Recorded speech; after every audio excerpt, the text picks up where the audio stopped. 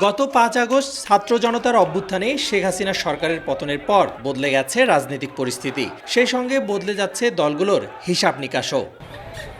দ্বাদশ জাতীয় সংসদ নির্বাচনে জাতীয় পার্টিকে সুযোগ দিতে আওয়ামী লীগ ২৬টি আসন থেকে প্রার্থী প্রত্যাহার করে নেয়। এমন লেজুর ভিত্তিক রাজনীতির কারণে লাঙ্গল বিমুখ হয়ে পড়েন রংপুরের মানুষ। তবে জাপা নেতাদের দাবি, ক্ষমতায় আসার পর জোর করেই ভোটারবিহীন নির্বাচনে ইচ্ছে মতো প্রার্থী দিয়ে জাপার জনপ্রিয় আসনগুলো নিজের করে নিয়েছিল আওয়ামী লীগ সরকার। রংপুরের মাটিও মানুষের একটা দল ছিল জাতীয় পার্টি, সেই দলটাকে আমাদের সিটগুলোকে দখল করে নিয়ে জাতীয় পার্টিকে ধ্বংসের দিকে তারা নিয়ে গেছেন। সঠিক নির্বাচন আসলে হয় নাই, তারা যেটা মনে করছে যে সিটটা নেব তারা নিয়ে নিয়েছে। এই হচ্ছে আওয়ামী লীগের অরিজিনাল তাদের ক্যারেক্টারটা, সেটা বাংলার মানুষ জানে।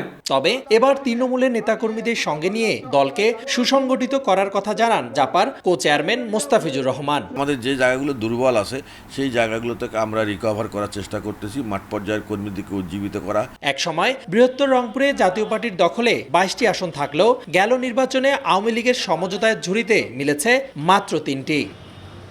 এমন অবস্থায় জাতীয় পার্টির দুর্গখ্যাত রংপুরকে আগের অবস্থানে ফিরিয়ে নিতে মরিয়া দলটির নেতাকর্মীরা। রিদওয়ান হিমেল, সময় সংবাদ, রংপুর।